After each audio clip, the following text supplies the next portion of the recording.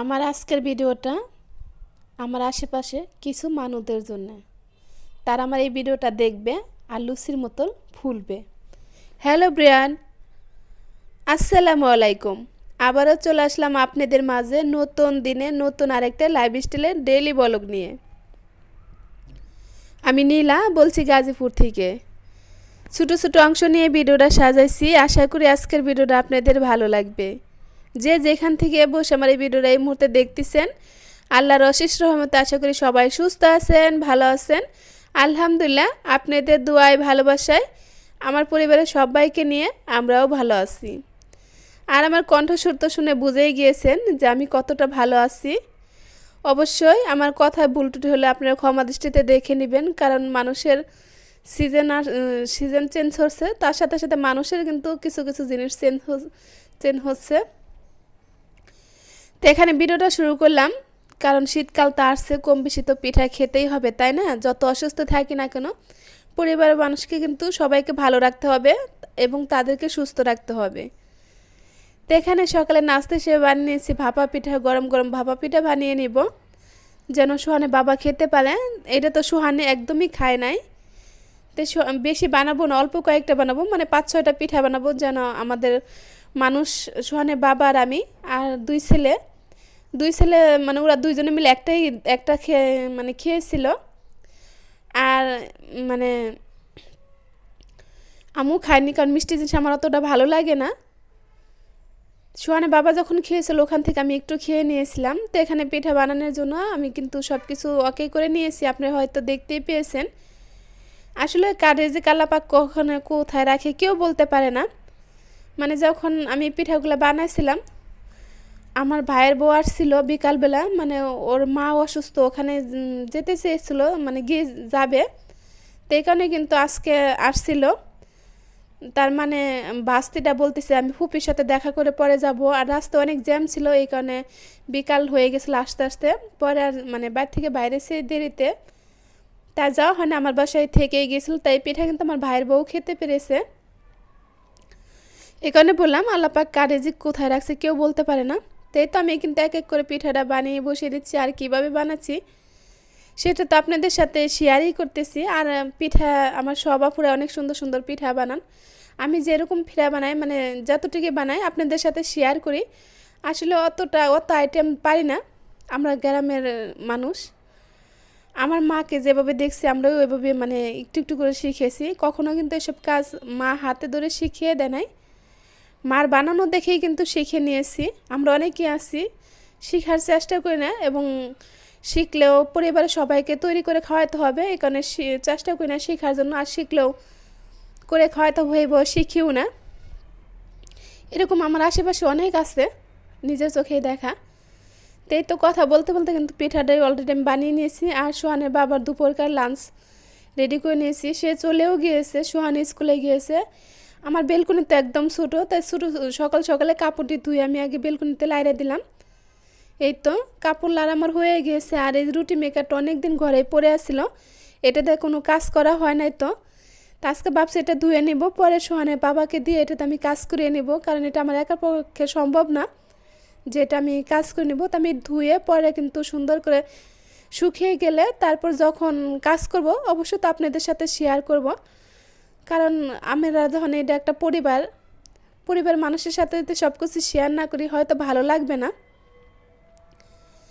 তো এভাবে ধুয়ে নিচ্ছি। আর এই পর্যায়ে আমার ভালোবাসার মানুষদেরকে একটা কথা মনে করে দিচ্ছি, যারা আমার ভিডিও শুরুতে এই পর্যন্ত আছেন, একটা লাইক দিতে ভুলে গেছেন, প্লিজ দয়া করে একটা লাইক দিয়ে দিবেন।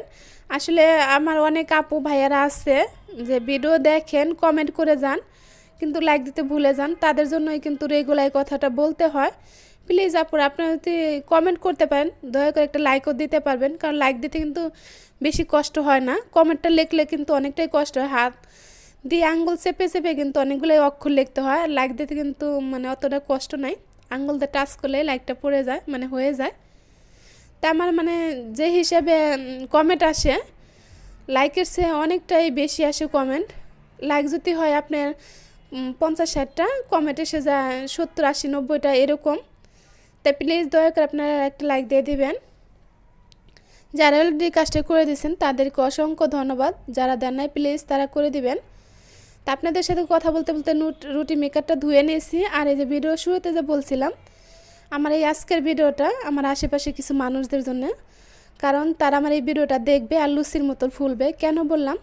কারণ আমি দেখতে অনেক খারাপ, দেখতে অসুন্দর, তা আমার মুখে কিন্তু অনেক কালো কালো তিল দাগ আছে। তাই এই সাবানটা কিন্তু আপনাদের ভাইয়াই আমার জন্য আনছে। তা আমি বলছিলাম, এর আগে একটা আমি ব্যবহার করেছি। আর এই পার্সেলটা গত ভিডিওতে আপনাদের দেখাছিলাম, রাতের বেলা সোহান বাবা নিয়ে আসছিল, মানে দোকানে এই পার্সেলটা দিয়ে গিয়েছে। এটা অনলাইনে অর্ডার করছিল, তাই এই কারণে আপনাদের কাছে বললাম। মানে আমি দেখতে এত সুন্দর, এতটাই অসুন্দর, তাই অনেকে দেখে বলতে পারে দেখতে এতটা অসুন্দর, তার ভিতরে আবার এত কিছু মাখা লাগে। আসলে আমি কিন্তু এত কিছু আগে কখনো মাখিনি, এখনও মাখি না। যদি মাখতাম হয়তো তো আমার মুখের এই কালো তিলগুলো থাকতো না, একবার ছোটো ছোটো কালো তিলগুলা। এই একটা সাবান এর আগে আনছিল, পরাই বছরের মতল গিয়েছিলাম, মানে 9 মাসের মতল গিয়েছিল। তাই মনে করেন কেমন আমি ইউজ করি, মানে সারাদিনে একবার সকালবেলা যখন ঘুম থেকে উঠে মুখ দিই তখন এই সাবানটাতে মুখ দিই। যদি দিনে 2বার 3বার মুখ দিতাম তাই কিন্তু এতদিন যাইতো না, হয়তো 4-5 মাস যাইতো। তাই সাবানটা না অনেক কাজ হয়। যে আপুরা মানে যাদের মুখে কালো তিল আছে না, তারা আপনারা এই সাবানটা মানে অর্ডার করতে পারেন। যদি আপনারা চান তাই মানে অর্ডার করে ব্যবহার করে দেখতে পারেন। এই সাবানটা দারাজে থেকে আনছিল সোহানের বাবা। তাই তো ওইটা আপনাদের সাথে শেয়ার করে, তা আমার বললাম আমাকে দেখে অনেকে মানে অনেক কিছু বলতে পারে আমি দেখতে এতটাই অসুন্দর, তারপর আমি এত কিছু মাখতাছি। তাই তো এখানে আমি ফ্রিজ থেকে মানে মাছ বের করে নিচ্ছি। ভাবছিলাম যে আজকে কিছু রান্না করবো না, কারণ শরীরটা এতই খারাপ। তো ওই যে ভাইয়ের বউ মানে আসছে, কি করব, তখন তো রান্না করতে হবে। হয়তো যদি ও না আসতো আমি আলু ভর্তা ডিম ভাজি করে রাতের ডিনারটা শেষ করতাম। তাহলে যে ভাইয়ের বউ আসছে মানে বিকাল টাইমে এটা, তা আমি এখানে ফ্রিজ থেকে মাছ বের করে নিলাম, পাবদা মাছ বের করে নিয়েছি আর মুরগির মাংস বের করছি। তো এই যে রান্নাটাও কিন্তু অলরেডি বসিয়ে দিছি, পাবদা মাছগুলো ভাজি করে নিচ্ছি। পাবদা মাছ দিয়ে আর সিম দিয়ে রান্না করব। আর আপনারা সবাই প্লিজ আমার জন্য দোয়া করবেন যেন আমি খুব দ্রুত সুস্থ হয়ে যাই, কারণ এইভাবে কথা বলতে কিন্তু খুবই কষ্ট হয়, গলার ভিতরে কিন্তু অনেকটাই যন্ত্রণা হয়। আর কণ্ঠটা তো অনেকটাই চেঞ্জ হয়ে গেছে, আমি নিজে বুঝতে পারতেছি যখন কথা বলতেছি। এমনিতে আমার গলার অপারেশন হয়েছে, সেই অপারেশনের ভিতরে কিন্তু আমার কণ্ঠের সাউন্ডটা কিন্তু অনেকটাই চেঞ্জ হয়ে গেছে, আর অনেক আস্তে কথা বলতে হয়, বেশি জোরে কথা বলতে পারি না।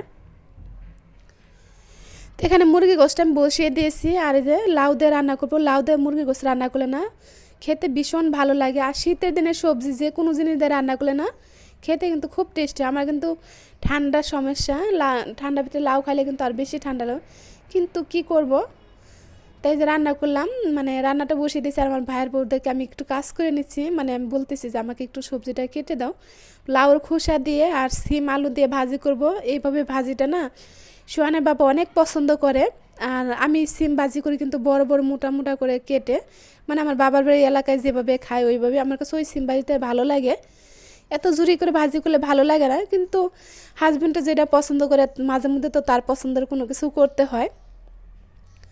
আমার ভাইয়ের বউটা ভাজিটা কেটে দিচ্ছে, আর এনে কিন্তু আমি রান্নাটা বসিয়ে দিয়েছি। আসলে মানুষ থাকলে, একজন মানুষ থাকলে কিন্তু অনেকটা উপকারে আসে। আজকে আমি এমনি অসুস্থ, তারপরে ও না আসলে রান্নাবান্না কিছুই করতাম না। আসছে যখন মানে ওর উঠছিলে, মানে ওর জন্য কিন্তু রান্নাও করছে, আমরা পরিবার সবাই কিন্তু খেতে পারবো। তাছাড়া আমি রাত্রে আলু ভর্তা ডিম ভাজি করে নিতাম। তো এখানে যে পাবদা মাছ সিম আলু টমেটো দিয়ে রান্নাটা করেছি, তরকারিটা আমার অলরেডি হয়ে গিয়েছে। তা আমি এনে ধনেপাতা দিয়ে নিলাম, মানে এটা নামিয়ে নিব। আর এখানে কিন্তু এই যে লাউ দিয়ে মুরগির মাংস, এটাও কিন্তু হয়ে গিয়েছে। এই তরকারিটা আমার বাচ্চারাও পছন্দ করে, এটাও নামিয়ে নেব। দেখলাম লাউটা সেদ্ধ হয়েছে নাকি, লাউটা কিন্তু আমি অনেকটাই পরে দিয়েছি। আর লাউটা অনেক কচি ছিল, খুব দ্রুত সেদ্ধ হয়ে গেছে। তাই তো আমি ওই তরকারিটাও নামিয়ে নেওয়ার পরে এখানে সিম আলুর যে ভাজিটা ওইটাও বসিয়ে দিলাম। তাই তো এখানে বেশ কিছু কাঁচামরিচ, ভাজিতে একটু ঝাল হলে না খেতে ভালো লাগে। আর বিশেষ করে সবচেয়ে আমার পছন্দের খাবার হলো ঝাল, তারপর হলো দিতে হলো টক। মিষ্টিটা একবার মানে খুব কম মিষ্টি, মানে ফ্রিজের পায়েস আছে না ওইটা বেশি পছন্দ হয়, আর এমনি অন্য কোনো মিষ্টি জাতীয় জিনিস খেতে ইচ্ছা করে না। তাই তো রান্নাবান্না শেষ, মানে রাতের বেলা সোহানের বাবা আসছে। আমি অনেক দিন আগে বলছিলাম মোমোর কথা, তা আজকে যে মোমো নিয়ে আসছে সেটা আপনাদের সাথে শেয়ার করতেছি। আসলে এই মোমোগুলো কেউ খায় নাই, সুহানের বাবা একটার অর্ধেক খেয়েছিল, আমার ভাইয়ের বউ একটা না দুইটা খেয়েছিল, বাকিটা আমার ছোটো ছেলে আর আমি খেয়েছি। সোহান তো মানে টেস্ট করেও দেখছে না যে কেমন হয়েছে না হয়েছে। আর এই মোমোগুলো চিকেনের ছিল, আমার কাছে বেশ ভালো লাগছে। এখানে 2 পদের চাটনি দিয়েছিল। আসলে ধনিয়া পাতার চাটনি যেটা ওটা বেশি ভালো লাগছে না, যেটা যে লাল চাটনি এটাই খেতে বেশি ভালো লাগছে। তা আপনাদের সাথে কথা বলতে বলতে মোমোর প্লেটটা সাজিয়ে নিলাম। তাই কেমন হলো আজকের ভিডিওটা অবশ্যই আপনারা কিন্তু একটা কমেন্ট করে জানাতে পারেন। তাই মোমো দেখাতে দেখাতে এখান থেকে বিদায় নিব। পরবর্তী ভিডিও দেখার জন্য আমন্ত্রণ জানিয়ে এখান থেকে বিদায় নিচ্ছি। আসসালামু আলাইকুম।